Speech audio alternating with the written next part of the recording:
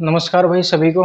इतिहास की आज दूसरी क्लास है और पिछली क्लास में हम सिंधु सभ्यता तक पहुंच गए थे और सिंधु सभ्यता से संबंधित जो बेसिक जानकारी थी उसकी हमने बात की थी।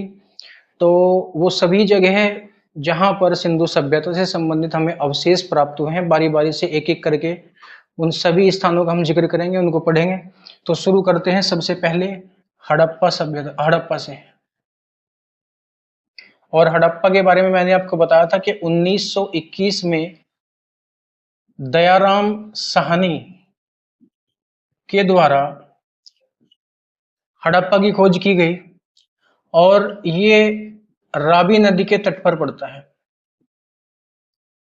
रावी नदी के तट पर, जो कि पड़ता है माउंट गोमरी, माउंट गोमरी जिला लाहौर में। और लाहौर हम सभी जानते हैं वर्तमान पाकिस्तान के अंदर ये आता है। ठीक है भाई। इसके बाद अब एक एक करके हड़प्पा से हमें क्या क्या अवशेष महत्वपूर्ण जो हमारे एग्जाम्स के लिए हैं, क्या क्या प्राप्त हुए हैं, वो हम सभी देखते हैं।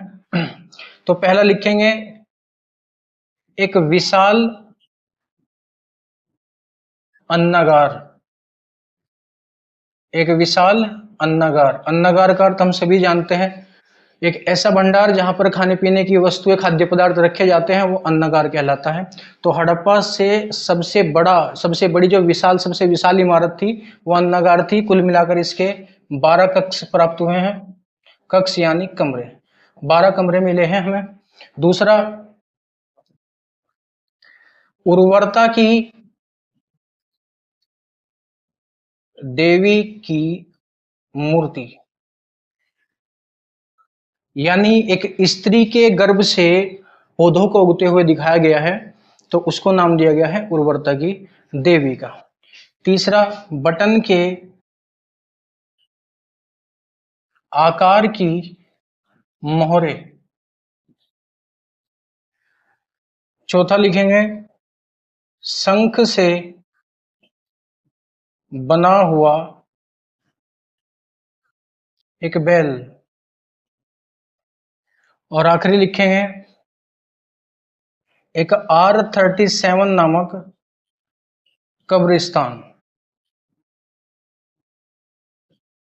ये दरअसल हड़प्पा में खोज के दौरान जब ये कब्रिस्तान मिला, तो इसमें कुल मिलाकर 57 मानव कंकाल थे। 57 में से 20 मानव कंकाल ऐसे थे जो बिल्कुल सड़ चुके थे, खराब हो चुके थे। तो जो बाकी के 37 बचे, उन्हीं के नाम पर R37 इस कब्रिस्तान का नाम रख दिया गया। तो कुल मिलाकर हड़प्पा शहर से जो हमें महत्वपूर्ण अवशेष प्राप्त हुए हैं, वो हमें ये 5 याद रखने हैं। इसके बाद में आता है मोहनजोदड़ो।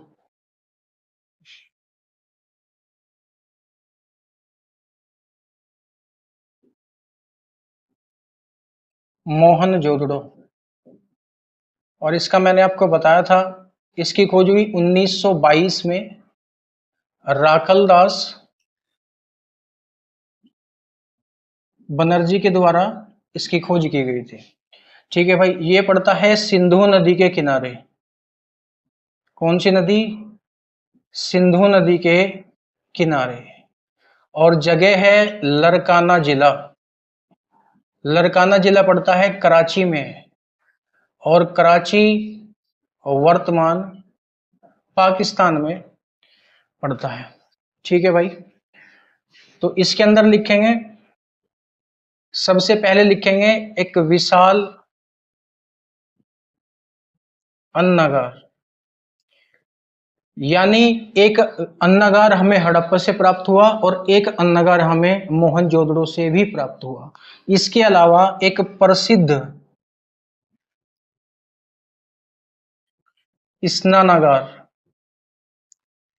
एक विशाल बाथरूम का अवशेष यहां से प्राप्त हुआ है। तीसरा लिखेंगे एक पुरोहित की मूर्ति। पुरोहित की मूर्ति।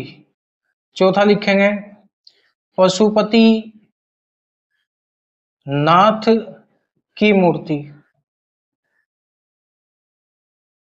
पांचवा नटराज की मूर्ति। और हम जानते हैं कि पशुपति और नटराज दोनों ही किसको बोला जाता है? भगवान शिव को। भगवान शिव को। ठीक है भाई। इसके अलावा एक नर्तक करती हुई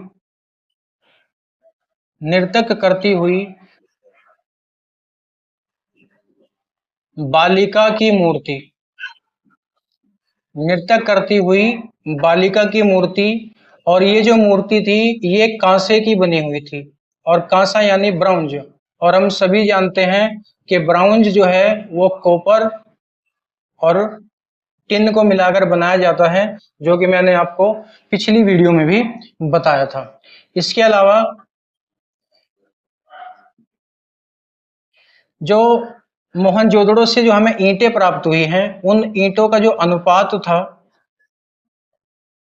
ईंटों का अनुपात, वो अनुपात था भाई 4:2:1 का। ठीक है। यानी 4 लंबाई, 2 चौड़ाई और 1 ऊंचाई।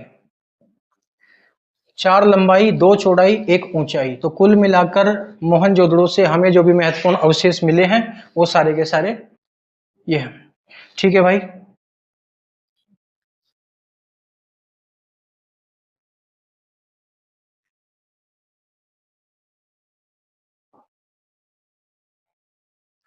इसके बाद बात करते हैं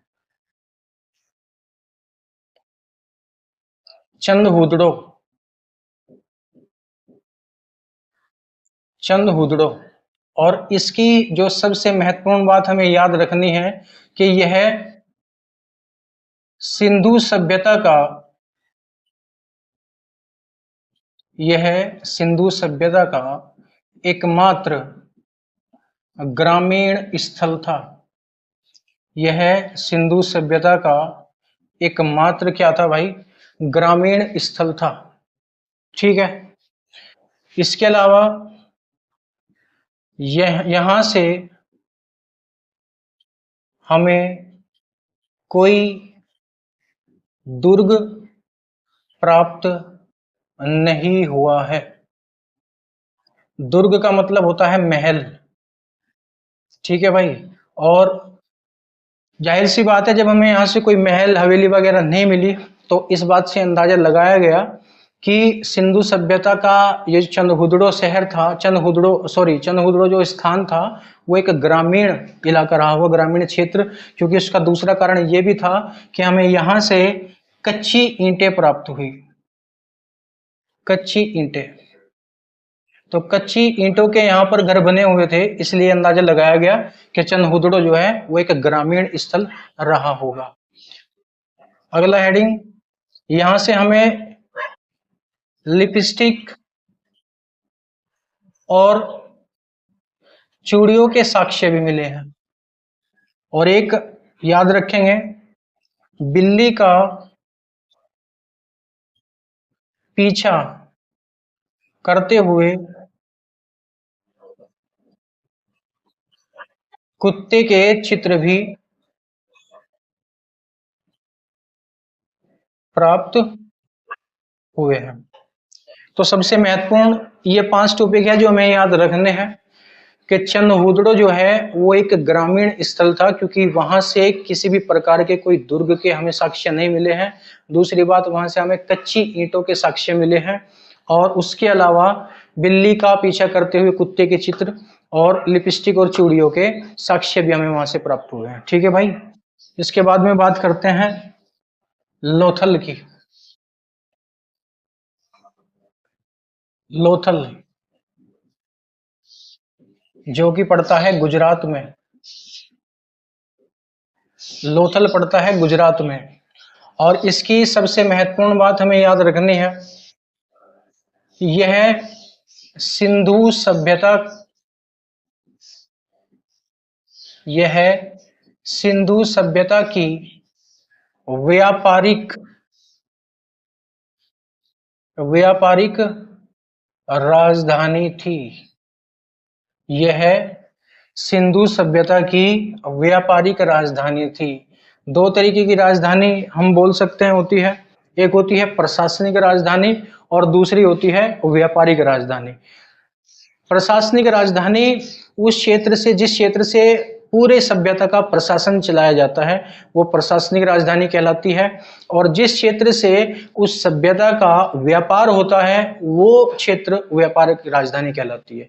जैसे हमारे देश की जो प्रशासनिक राजधानी है वो दिल्ली है, और जो व्यापारिक राजधानी है वो मुंबई मानी जाती है, क्योंकि मुंबई बंदरगाह से जलमार्ग के द्वारा दूसरे देशों के साथ में जो आयात निर्यात व्यापार होता है वो भारत में सबसे ज्यादा मुंबई बंदरगाह से होता है, इसलिए मुंबई को भारत की व्यापारिक राजधानी कहा जाता है।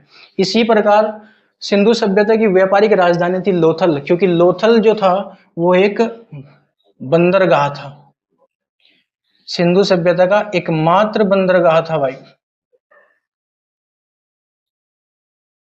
लोथल। बंदरगाह हम सभी जानते हैं, जिस तरीके से सड़क मार्ग के लिए सड़क अड्डा, बस अड्डा होता है, ठीक है, वायु मार्ग के लिए हवाई अड्डा होता है, रेल मार्ग के लिए रेलवे स्टेशन होते हैं, उसी तरह जल मार्ग के लिए बंदरगाह होते हैं, ठीक है।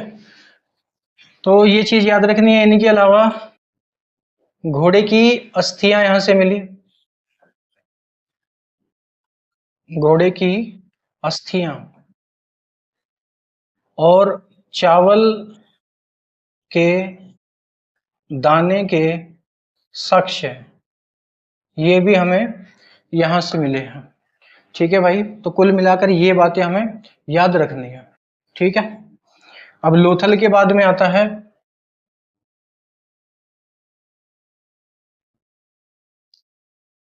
धोलावीरा, और धोलावीरा भी कहाँ पड़ता है भाई, गुजरात में। और धोलावीरा का अर्थ होता है सफेद कुआं, सफेद कुआं। इससे संबंधित सबसे महत्वपूर्ण और एकमात्र हमें जो बात ध्यान रखनी है वो ये है कि यहां से स्टेडियम के साक्ष्य प्राप्त हुए हैं, स्टेडियम के साक्ष्य प्राप्त हुए हैं। और धोलावीरा सिंधु सभ्यता का भारत के अंदर एकमात्र ऐसा स्थल है जिसे यूनेस्को के द्वारा विश्व विरासत स्थल श्रेणी में स्थान दिया गया है, ठीक है भाई। वो हम मौखिक याद रख सकते हैं, लेकिन जो हमें याद रखना है यहां से स्टेडियम के साक्ष्य हमें प्राप्त हुए हैं। इसके बाद में आता है कालीबंगा, कालीबंगा ये पड़ता है भाई राजस्थान में, और यहां से हमें याद रखना है हवन कुंड के साक्ष्य प्राप्त हुए हैं, हवन कुंड के साक्ष्य प्राप्त हुए हैं। दूसरा याद रखना है जुते हुए खेत, या खेत प्राप्त हुए हैं, जुते हुए खेत के साक्ष्य प्राप्त हुए हैं। और तीसरा काली मिट्टी की, काली मिट्टी की चूड़ियां, इनके साक्ष्य भी हमें कालीबंगा से प्राप्त हुए हैं, ठीक है भाई। तो ये चीज हमें याद रखनी है। जो महत्वपूर्ण जितने भी सिंधु सभ्यता से संबंधित जितने भी स्थल थे और उनके अंदर की जितने भी महत्वपूर्ण हेडिंग टॉपिक्स थे वो सब के सब आपको यहाँ क्लियर करा दिए गए हैं। इसके बाद दो चार हेडिंग हैं जो नोट्स डालकर आप लिख सकते हैं, इंपॉर्टेंट हैं। जैसे कि पहला लिखेंगे हम कि इस सभ्यता की, इस सभ्यता की प्रशासनिक राजधानी, प्रशासनिक राजधानी क्या थी भाई, हड़प्पा और मोहनजोदड़ो थी, हड़प्पा और मोहनजोदड़ो थी। मैंने आपको बताया था प्रशासनिक और व्यापारिक राजधानी में अंतर। तो इसी तरह से सिंधु सभ्यता की प्रशासनिक राजधानी मानी जाती थी हड़प्पा और मोहनजोदड़ो, और सिंधु सभ्यता की व्यापारिक राजधानी मानी जाती थी लोथल, जो एकमात्र बंदरगाह था इस पूरी की पूरी सभ्यता का। दूसरा लिखेंगे, इस सभ्यता में मुद्रा प्रचलन नहीं था। मोस्ट इंपोर्टेंट, मुद्रा प्रचलन नहीं था, यानी कोई भी पैसा, रुपया, सिक्के, ये सब चीज नहीं चलती थी। वस्तु विनिमय था, यानी वस्तु के बदले वस्तु दी जाती थी।